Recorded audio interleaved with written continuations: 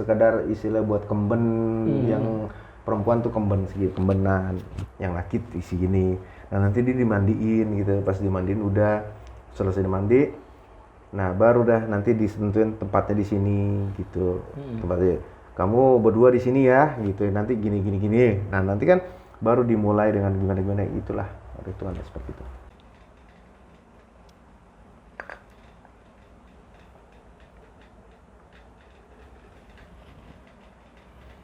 Assalamualaikum warahmatullahi wabarakatuh. Kami ucapkan terima kasih kepada para sobat Dua Mata Jidul yang telah mendukung keberadaan channel kami ini. Dan jangan lupa untuk selalu like, share, subscribe, dan jangan lupa untuk membunyikan lonceng agar kalian tidak tertinggal video-video terbaru dari kami. Untuk para sahabat yang mengalami gangguan non-fisik, dapat menghubungi kami di nomor kontak yang tertera di bawah ini. Terima kasih. Assalamualaikum warahmatullahi wabarakatuh.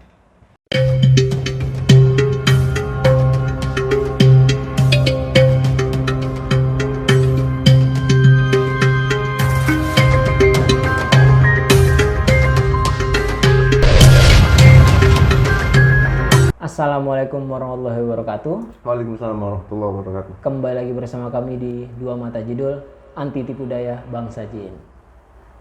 Apa kabar semuanya? Semoga tetap dalam lindungan Allah dulu ya, dalam segi kesehatan, karena di zaman sekarang kesehatan adalah yang nomor utama ya dulu ya. Pada kesempatan kali ini kami akan membahas tentang pesugihan seks di Gunung Kemukus. Seperti yang udah jadi cerita legenda dulu ya. Katanya Gunung Kemukus itu adalah tempat mencari pesugihan, tapi dengan cara ritual yang cukup nyeleneh dulu ya, yaitu dengan seks dengan bukan pasangan kita dulu. Kalau menurut yang lu tahu nih, prosesinya tuh mulainya bagaimana sih sebelum kita berangkat ke sana, atau enggak prosesnya gimana itu dulu? Prosesnya sih kalau kita lihat, misalkan gue nih mau berniat istilahnya pesugihan di Gunung Kemukus, nah gue kan berangkat sendiri.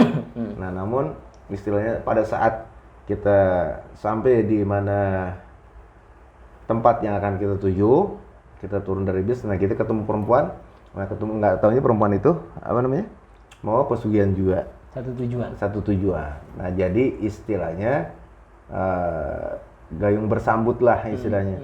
Nah, tanpa disadarin, nggak bawa pasangan, tahu di sana ketemu pasangan gitu. Nah disitulah istilahnya yang akan menjadi proses ritual pesugihan Gunung Kemukus yang nyeleneh itu. Nah jadi ritualnya seperti itu, jadi harus melakukan ritual yang nyeleneh itu. Kalau untuk tanggalnya itu ada tanggal-tanggal tertentu nggak sih? Apa kita boleh kapan aja gitu datang ke Gunung Kemukus itu? Apa ada tanggal-tanggal tertentu yang malam ini baru kita ke sana gitu? Kalau ditentukan pada saat-saat malamnya itu, kayaknya sih malam apapun bisa. Tapi yang sangat jitu itu agak langka juga ya, agak langka. Kesatu dia pakai malam Selasa lebih jitu, terus malam Jumat juga lebih jitu. Tapi yang lebih jitu katanya, bukan katanya ya, kalau ritual-ritual istilah mistik itu yang lebih jitu pada saat malam Selasa Kliwon, Jumat Kliwon itu. Mungkin di sana juga akan lebih ramai tuh dulu ya. Lebih rame suasananya, tapi lebih sakral, kondisinya lebih sakral. Ketika kita udah menemukan pasangan kita nih, pas sampai situ kita udah ketemu pasangan duet kita nih dulu misalnya kan dengan perempuan gitu. Langkah pertama biasanya ketemu juru kunci apa gimana tuh Don? Pertama awalnya juga ketemu dengan juru kunci. Oh nggak bisa sendiri-sendiri? Nggak gitu bisa, ya? karena datang gelar pulang. Itu sama aja gitu, istilahnya mau buang teh macan dong gitu. Jadi di sana kita kulunuwun dulu sama si juru kunci, nanti si juru kunci akan memberikan petunjuk ya, memberikan petunjuk, saran, dan juga istilah memberikan aturan-aturan begini dan begitu. Nah baru istilahnya dia akan melalui proses, yaitu harus menyiapkan segala sesuatunya untuk ritual pesugihan di gunung itu. Mungkin dengan ngasih mahar ke juru kunci tadi disediakan tuh ya alat-alat Iya. persembahan-persembahan itu ya. Sekian maharnya, nanti dia udah akan menyediakan Patungan berarti. patungan. Gitu. Misalnya 300.000 pego kan gitu. Oh gitu. Tapi gimana nih Dul? Kalau kita nggak ketemu pasangan nih Dul, laki-laki nih kita ke sana, misalnya gue ke sana nih nggak ketemu pasangan, kan banyak beredar kabar di sana juga menyediakan nih Dul. Itu bisa juga nggak sih sebagai media itu apa gimana tuh Dul? Ya namanya kadang pesugihan itu tidak terlepas dari bisnis ya.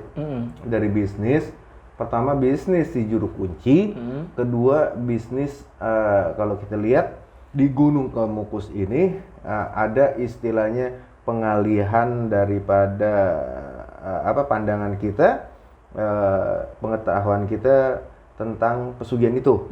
Jadi dialihkan supaya kita melihatnya ini, wah ini pesugihan. Gitu. Jadi di balik pesugihan ini ada istilahnya bisnis esek-esek juga. Jadi kok lucunya si juru kuncinya, misalnya Pandi ngomong-ngomong kesini sama siapa? Sendiri. Loh, harus dengan pasangan gitu. Kagak ketemu, tapi kan Mbah. Nggak ketemu ya. Yaudah Mbak cariin aja yang lebih montok, yang semok kan gitu. Ada aja stoknya kan gitu. Jadi istilahnya sudah ada persyaratan seperti itu. Jadi intinya ya terlepas dari penuntutan pesugihan proses ritual di tempat itu, ya memang di balik itu ada unsurnya bisnis juga. Gitu. Kita bahas lagi balik ketika kita bawa pasangan kita yang ketemu itu. Mahar udah dibayar, persyaratan sudah lengkap, prosesnya tuh ditentukan tempatnya nggak sih sama si mbahnya? Ya yang jelas si mbahnya ya punya tempat khusus ya, misalnya kayak pohon gede, misalnya ada batu gede kan gitu, atau istilah ada bebatu-batuan, atau ada altar yang disebut altar tuh ada pelataran gitu dengan pohon-pohonan. Nah pertama istilahnya kalau kita ingin melakukan ritual pesugihan itu ya harus mandi bersih-bersih gitu. Si perempuan dan si laki-laki dimandiin kembang setaman. Mandi gitu. dulu ya? Iya mandi dulu. Mandi dengan kembang setaman ditambah dengan wangi-wangian gitu, supaya istilahnya nanti antara istilahnya sosok laki-laki dan sosok perempuan itu lebih bergairah dalam melakukan ritual nyeleneh itu. Nah misalkan nggak mandi ya kan, jauh-jauh jangan bau keringat gimana, asem kan nggak gimana kan gitu. Jadi nggak sakral. Nggak sakral ya sebetulnya ya, untuk mengundang gairah aja, semangat itu. Jadi nanti mandi disediakan kain putih, ya kan, kain putih, kain apa namanya? Yang buat itu kain putih itu. Majun apa? Yang buat orang meninggal. Jarik apa sih gitu-gitu dong? Ya, kapan? Kain kapan, sekedar istilah buat kemben, yang perempuan tuh kemben segitu, kembenan, yang laki isi gini. Nah nanti dia dimandiin gitu, pas dimandiin udah selesai dimandi, nah baru dah nanti disentuhin tempatnya di sini gitu, tempatnya kamu berdua di sini ya gitu, nanti gini. Nah nanti kan baru dimulai dengan gimana itulah ritualnya seperti itu. Ritual sudah selesai nih Dul. Nah, itu ketemu juru kunci lagi berarti itu ya? Iya, yang jelas nanti setelah dia ritual selesai. Mukanya ya, malu tuh Mbak, udah Mbak. Gimana rasanya kan gitu. Nanti istilahnya si Mbah istilahnya juga dalam istilahnya kedua orang yang melakukan pesugihan atau prosesi pesugihan itu, si mbahnya nanti di rumahnya kan gitu, dia juga istilahnya nggak duduk nyantai-nyantai, dia diem sambil menghadap juga istilahnya apa namanya umbur rampe dan sesajen juga gitu mbak. Kalaunya nanti dia akan istilahnya dia itu dapat wangsit dari penunggu itu, misalnya si A itu dalam melakukan proses ritual pesugihan untuk saat ini belum mana? Belum berhasil. Si A tuh misalnya laki-laki atau perempuannya gitu? Salah satu dari itu? Salah satu dari itu. Itu begitu.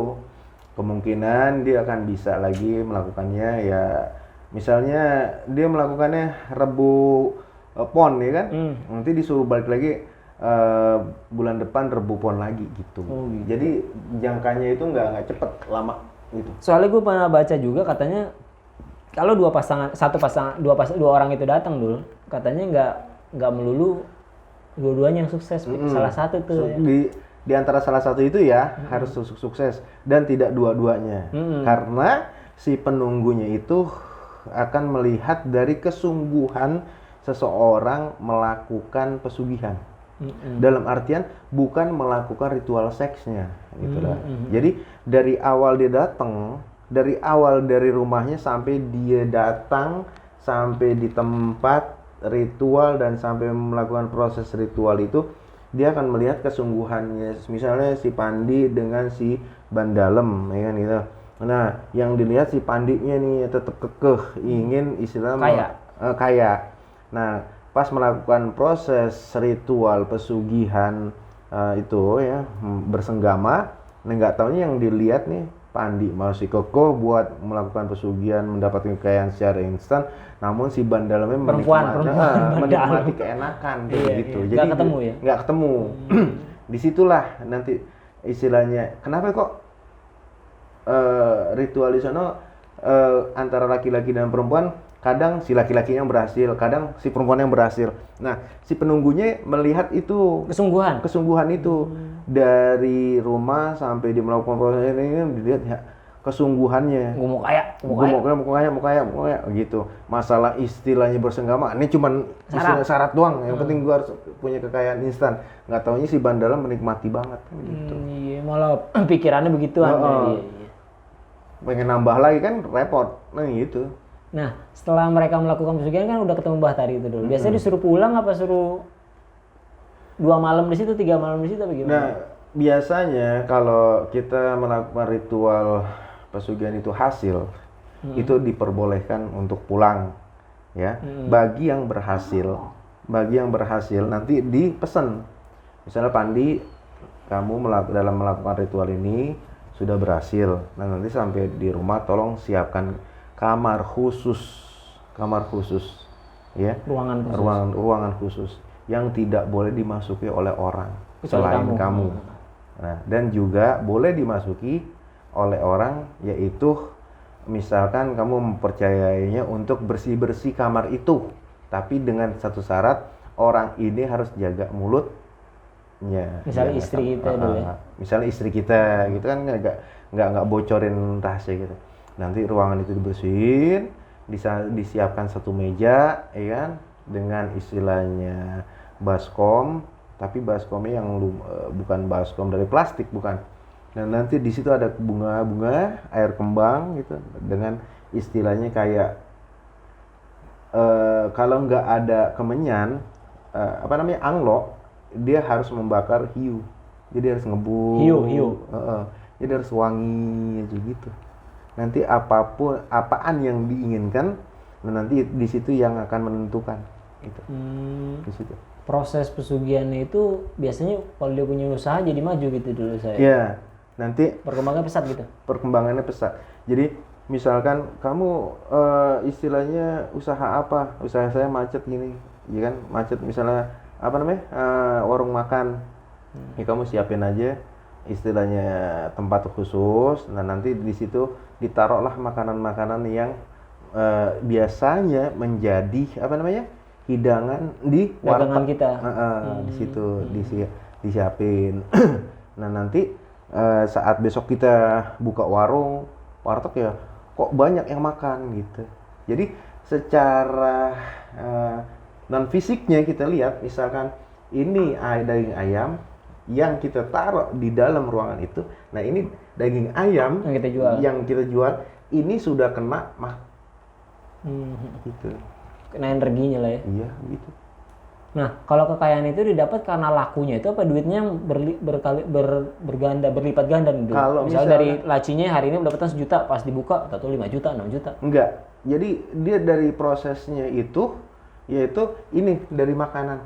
Satu dari makanan, kedua di mana depan warung itu kayak orang yang narik-narik gitu. Jadi omset dia membersih yang didapatkan ya, bukan uang berlipat ganda, bukan. Semakin lama semakin banyak orang datang, semakin lama gitu. Nanti sama aja dia juga yang namanya pesugihan ya harus pakai wadal gitu. Tumbal. Gitu. Biasanya tumbal itu setiap berapa lama dulu? Apa setahun sekali, 2 tahun sekali, 3 tahun sekali? Mulai dari yang dia datang pertama Kalau kali. pesugihan itu minimalnya setahun sekali. Minimal. Maksimal kayak gedung-gedung gitu, itu. Bukannya gedung perkantoran, bukan. Gedung properti itu 5 tahun sekali. Maksimal 5 tahun sekali ya. Gitu. Nah, setelah tumbal itu harus dari keluarga apa dari pegawai itu? Kalau misalkan otomatis kalau dari keluarga, misal anak, kalau istri nggak apa namanya, nggak mungkin, karena si istri itu tahu istilahnya perjalanan yang dilakukan oleh suaminya gitu, atau si suaminya tidak mungkin karena mengetahui ritual yang dilakukan oleh istrinya untuk menambah supaya dia kaya gitu. Jadi bisa ke anak, bisa ke anak karyawan juga bisa dong. Kan dengan usaha kita bertambah maju pesat kan banyak karyawan yang kita ajak kerja gitu. Kalau yang misalnya harga 10 miliar ya dari anak, misalnya harganya cuma 1 miliar ya dari karyawan gitu. Berarti anak itu luar biasa kalau di dunia pertumbalan dulu. Iya, apalagi misalnya lain dari pesugihan ini kita mau pesugihan itu yang lain dari pesugihan ini kita mau mencapai kekayaan yang lebih hebat lagi, yang mendapatkan uang yang lebih banyak lagi, ya itu pertama istri. Oh, selain kemukus ini ya? Istri itu harganya mahal banget. Mahal ya? Kalau kita mau cepet gitu.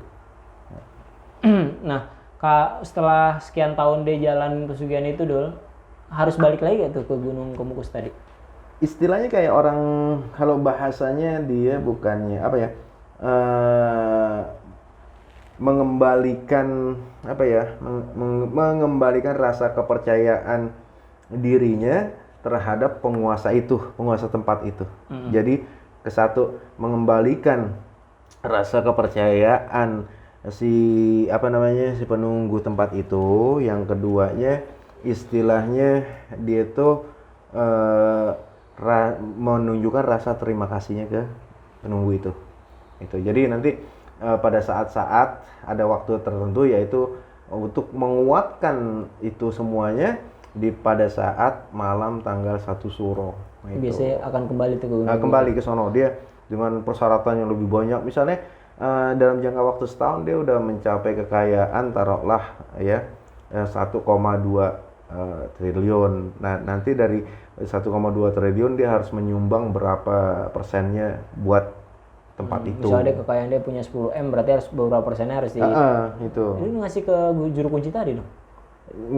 Ngasih ke juru kunci buat jadi syarat. Buat jadi syarat dan juga istilahnya sedekah, apa namanya itu? Bukan sedekah. Sedekah sih. Ngasih makan itu lah ya. Ngasih makan aja itu. Buat penunggu-penunggu situ. Oh, beli-beli makanan-makanan yang wah gitu. Ketika tumbal tidak bisa diberikan Dul, itu ganjarannya langsung nggak Dul menyerang si pemilik pesugihan itu Dul? Jadi kalau bagi orang pesugihan itu ketar-ketirnya pada saat misal jatuh tempo. Mau jatuh tempo, kayak orang mana? Bayar cicilan. Bayar cicilan. Misalnya Pandi kredit motor jatuh tanggal 26. Ya, tiap tanggal 26. Nah, sebelum tanggal 26 10 hari sebelum tanggal 26 kita udah mempersiapkan tuh, pikiran udah ada. Tanggal 26 bayar, 26. Nah, sama. Misalkan setiap setahun sekali.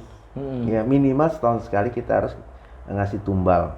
Nah, pada saat kita datang ke situ, misal pada saat kita datang ke situ tanggal 1 Januari hari Kamis Legi gitu kan. Nah, nanti pada tanggal 1 Januari 2021 jatuhnya hari Kamis Legi.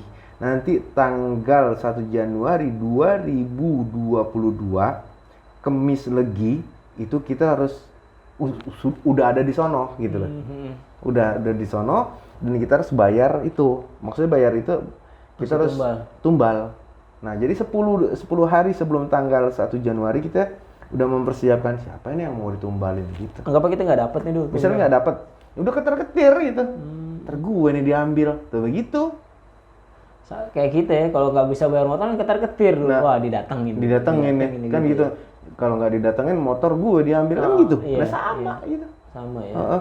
Kalau gue nggak bisa ngasih wadal, gue yang diambil kan gitu.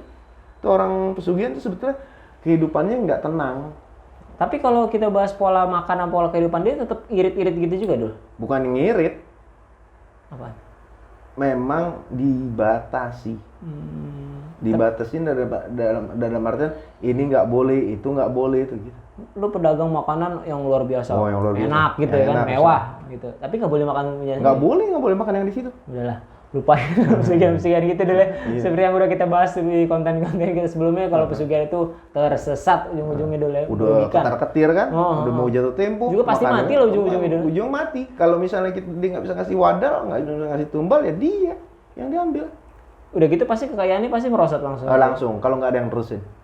Kalau nggak ada yang terusin pesugihan itu langsung merosot. Habis. Nggak ada sisa. Ya udahlah, sama intinya seperti yang pesugihan kita sebelumnya, pesugihan yang udah kita bahas di konten-konten kita sebelumnya dulu ya. Jadi intinya sama ya. Jangan melakukan pesugihan apapun itu, walaupun iming-iming dengan cara mudah yang cuma seks aja dulu. Ya udahlah, sekian dari kami ya dulu ya. Iya. Kayaknya intinya sama. Nggak ada yang enak lah pesugihan itu. Jangan lupa like, komen, dan subscribe di channel kita. Yang punya saran, kritik, dan masukan buat channel kita, jangan lupa tulis di kolom komentar. Sekian dari kami, saya Fandi. Saya Jidul. Sampai bertemu lagi di Dua Mata Jidul. Assalamualaikum warahmatullahi wabarakatuh. Waalaikumsalam warahmatullahi wabarakatuh.